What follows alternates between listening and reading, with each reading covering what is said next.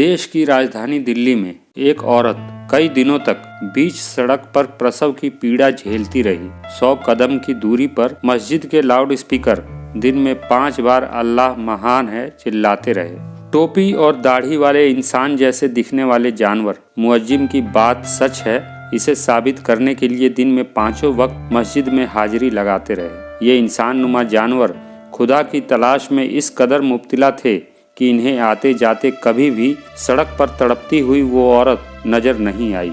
बगल के मंदिर में भी पत्थर की मूर्तियों के आगे अपनी उपस्थिति दर्ज कराते हुए कई भक्तनुमा जानवर वहां से गुजरते रहे, लेकिन एक बेबस औरत के दर्द से किसी को कोई परेशानी नहीं हुई। वो इस हालत में ना होती तो शायद हवस भरी कई नजरें उसे घूर रही होती, लेकिन प्रसव की वेदना से छटपटाती एक औरत की ओर किसी की भी नजर नहीं गई। आखिरकार बीच सड़क पर ही उस अभागी औरत ने एक बच्चे को जन्म दे दिया। खुशकिस्मती से वो लड़का था, लड़की होती तो वो अपनी माँ की इस बदकिस्मती को दुगना कर देती। इसलिए ऐसा विकट दुर्भाग्य शायद प्रकृति को भी नागवार गुजरा, इसलिए कुदरत ने उस अभागी को बेटा दे दिया।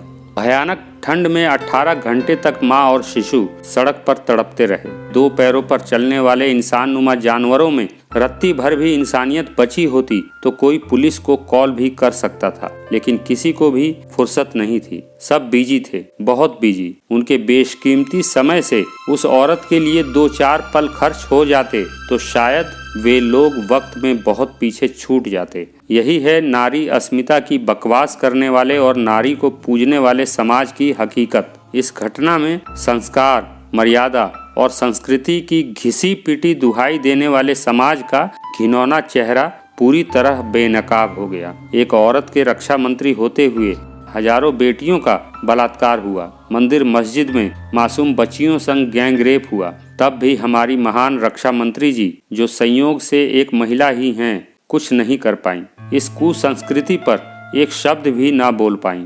लेकिन तब थोड़ा अजीब जरूर लगा जब यही खामोश सी रक्षा मंत्री जी संसद में राफेल मुद्दे पर गरजती हुई दिखाई दी। भारत की महान संस्कृति का दर्शन करने आने वाली विदेशी नारियों के साथ बलात्कार हुए, लगातार हुए, बार बार हुए। इन घटनाओं पर विदेशों में भारत की महान संस्कृति सुर्खियों में रही। तब भी हमारी विदेश मंत्री जी, जो एक महिला ही हैं, कुछ नहीं कर पाई। इस कुसंस्कृति पर एक शब्द भी नहीं बोल पाई। लेकिन तब थोड़ा अजीब जरूर लगा जब धर्म के मामलों में यही विदेश मंत्री जी संसद में चिल्लाती हुई दिखाई दी। बेटी बचाओ बेटी पढ़ाओ के शोर में बहुत सी बेटियां खामोश हो गईं। कुछ पेट में ही मार दी गईं, कुछ खाली पेट मर गईं। मलाला हो या सबरीमाला, औरत से दिक्कत सभी धर्मों को है, क्योंकि औरत की शिक्षा से, उसकी आज़ादी से मजहब की बुनियादें हिलने लगती हैं। सती प्रथा खत्म हो चुकी है, लेकिन औरत को जिंदा जलाने की प्रथा आज भी बदस्तूर जारी है। सबरीमाला में औरत के जाने से भगवान अपवित्र हुए। इस बात से स्मृति जी को बहुत तकलीफ हुई।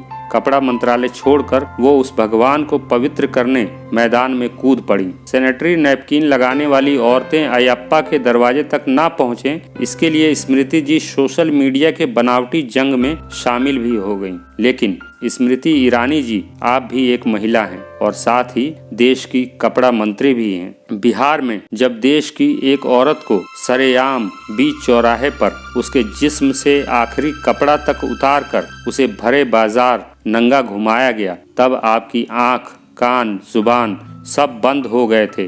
क्यों? वो तुम ही थी ना जो संसद में देवी की लाज बचाने के लिए चंडी बनी थी। लेकिन एक औरत के इस खौफनाक अंजाम पर आपकी जबान मुर्दा हो गई। क्यों? आपके लिए औरत की पीड़ा, उसके दर्द, उसकी चीख और उसकी वेदनाओं से ज्यादा पत्थर की बेजुबान मूर्तियां मायने रखती हैं। क्यों?